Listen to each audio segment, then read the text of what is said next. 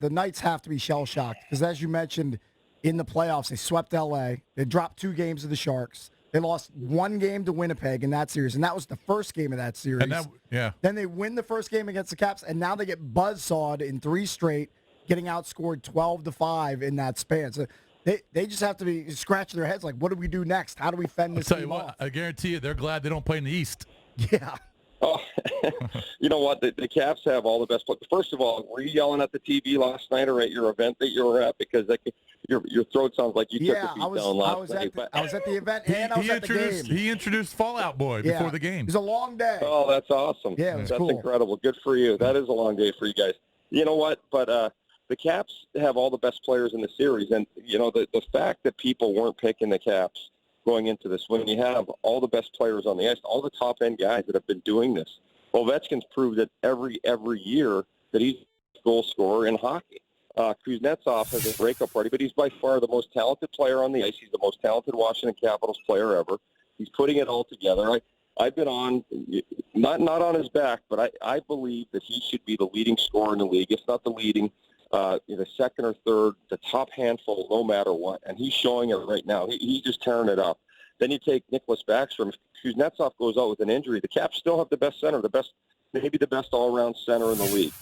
And you just keep going. TJ Oshie is more proven than every one of their guys, with maybe the exception of James Neal, who gets frustrated in the playoffs and always resort to, you know, the bad penalties that he will take in a playoff game, and the refs actually get sick of that guy. And I think sometimes they just give him penalties for I don't want to say it, but they just give him penalties because of who he is sometimes, because they just can't take it, and they look at some of the things that he's pulling out there, and they're so ridiculous. And then John Carlson, you know, arguably, you know, a top 5 defenseman in the league this year, leads the league in points for defensemen in the playoffs. He's setting records right now. Braden Holtby, Marc-Andre Fleury, I would have said they were about even coming into this playoff series, but right now Braden's the far better goalie.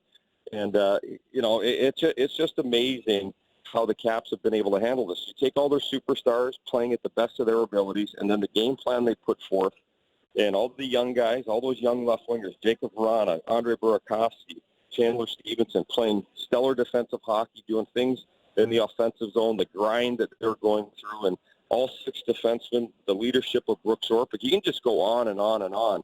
And talk about a team coming together at the right time, rising up, raising their level of play. And the Caps, you know, as good as they're playing on the ice, you know, whatever's going on in their heads is amazing right now because they're so dialed in, nothing's bothering them. Yeah, explain to me your thought process as you're watching the first period unfold, because I'm watching it from home, and first 10 minutes, they seem to be dominating play. I don't think there's any question about it. Obviously, they have an open net opportunity there. They're not able to cash in.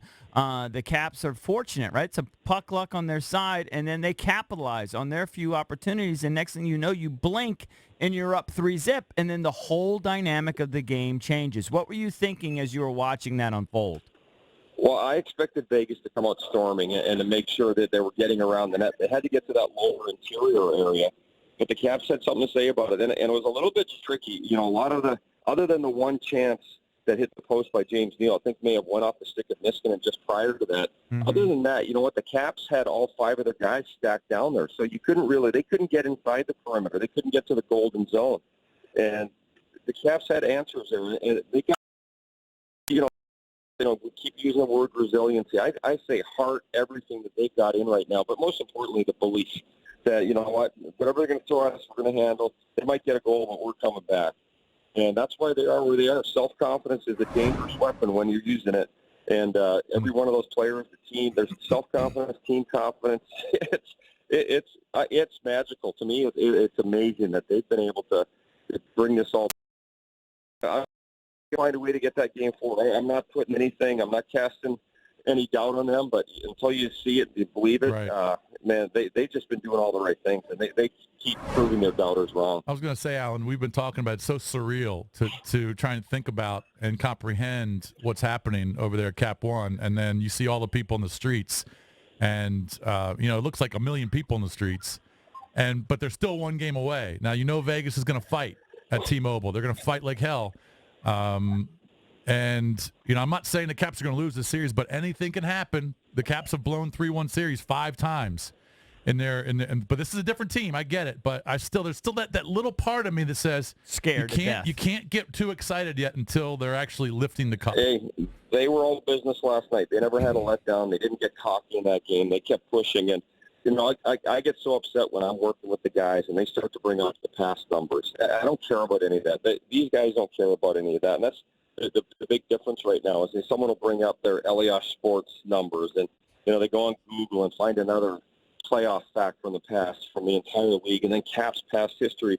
These guys weren't on that team. This collection of players, the chemistry that they have is so strong right now.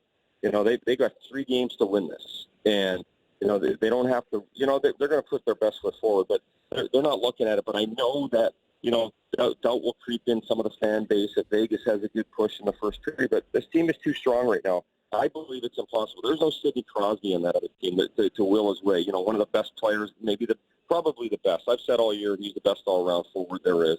They don't have that on Vegas. They have a bunch of surprise players.